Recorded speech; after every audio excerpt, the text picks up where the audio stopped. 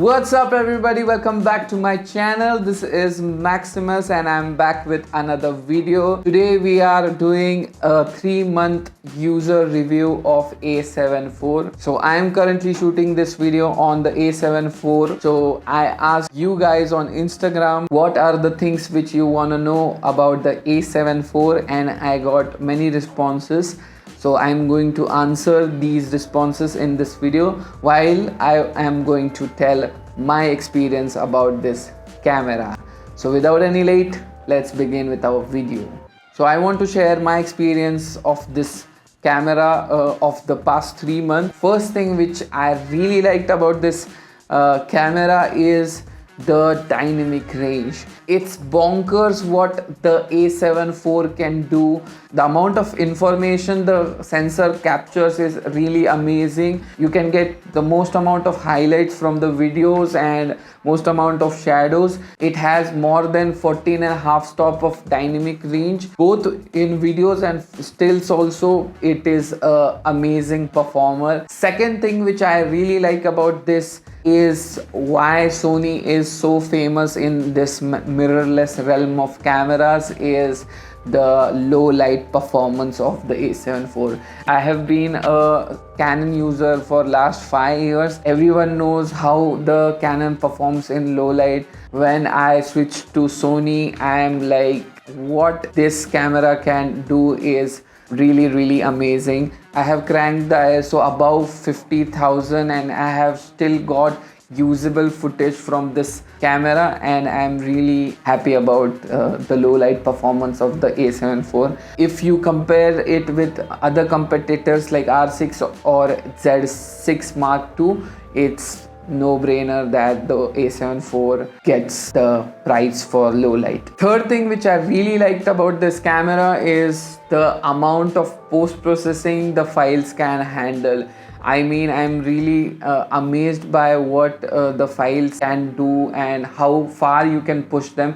Initially when I bought the camera and shot some video clips, and instantaneously I noticed that while editing in Premiere Pro I can do more which I was never able to do with other kind of footages from other cameras like the R6 or you can say the A7 III also. The A7 IV is simply amazing what you can do with the stills also. Fourth thing which I really liked about this camera is it has pretty good built-in preamps. A lot of guys do not know what preamps are. So basically what they do is when you record your audio from an external mic, when the signal is coming from a mic to your camera, the signal is boosted by the preamp. So the quality of preamp affects onto the quality of your audio. So if the camera has a good built-in preamp, you will get better audio. So A7 IV has an amazing built-in preamp which I really like, so I can slap on any mic and get nice audio. Fifth thing I really liked about this camera is the customizability.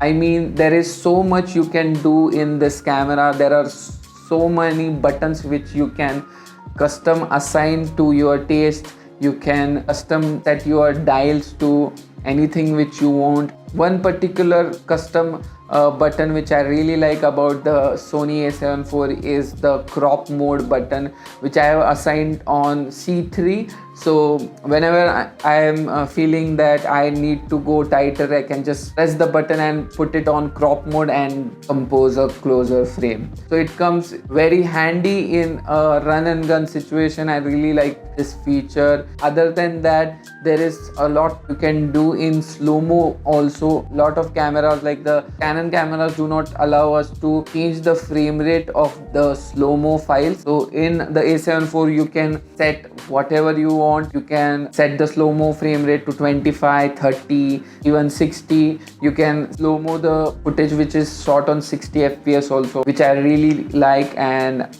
I think every camera should have these features. So let's talk about usability. So a lot of guys asked me what is the experience from a Canon user's perspective, as I was using Canon system for last 5 years and switched to Sony. So how do I feel and what are the difficulties you might face or experience? Firstly, yeah, it's kind of difficult. There is a bit of learning curve when you switch from a easier system like Canon to a kind of, I would say, complex system like Sony has. I had some issues how different the Sony's nomenclature is as compared to other system like Canon. It is not so hard. Ideally, I don't think it would take more than a week or two get adjusted to the new system. Sony has now upgraded their user interface. So the previous Sony system was a mess and I never liked that system. What are my thoughts on the new system? I would say, yeah, it's better, not Canon better, but yeah, they have done better things and I'm quite used to this. It's a very big upgrade and the menu system is more sorted and it is more refined, I would say, and it has different tabs now and the tabs are now accurate and you can find what's mentioned in that tab just by looking at the icons. Moving on to the ergonomics and the handling. From a Canon guy's perspective, yeah, it is not that good, but yes, they have made improvements. The body is much more chunkier than the predecessor. All the fingers fit into the camera. That's the good news about it. And yeah, it's very light, but I'm kind of used to this setup right now and I really am loving the light setup and I'm moved on from the heavy gear. Accessibility wise, some things are very kind of pain in ass sometimes, like software update for this camera takes half an hour and I'm like really pissed off when I was updating this camera for the first time. I was kind of disappointed with that. I never liked how Sony creates different folders for videos and photos and the video folders are deep inside 3 different folders and I never liked that because it has always created problems while backing up the footages. So let's move to the 4K crop. I mean, it's already so out of proportion and the internet is making such a big deal of the crop of the A7 IV. No! God, please, no! No! No! No!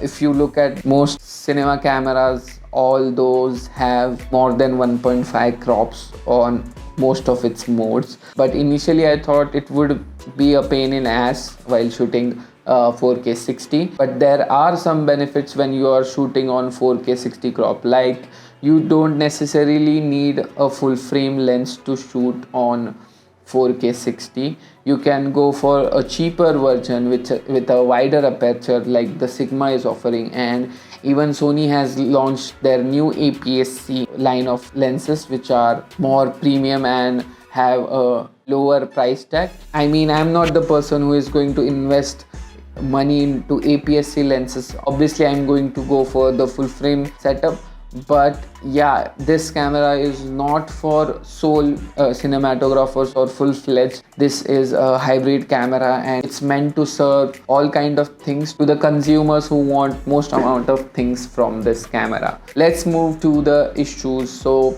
initially a lot of guys were speaking about heating issue on the A7 IV. When I got my A7 IV, when it was on the first firmware, it had heating issues. It got heated multiple times and it got shut off, but after 1 week they released a firmware update. After that I have never ever faced heating issues. If you are facing heating issues on the A7 IV, I would suggest you to changing the temperature indicator to high and not normal. A lot of guys even were talking that you shouldn't be keeping the temperature mode on high because it might damage your camera. But I would ask these guys the question, if it had damaged the camera, why would Sony put it in the first place? So don't worry about that. It gets warmer. The camera is made up of magnesium alloys, obviously is going to get warmer and hotter, but still if you are worrying about it, you can put it on normal mode and shut off the camera and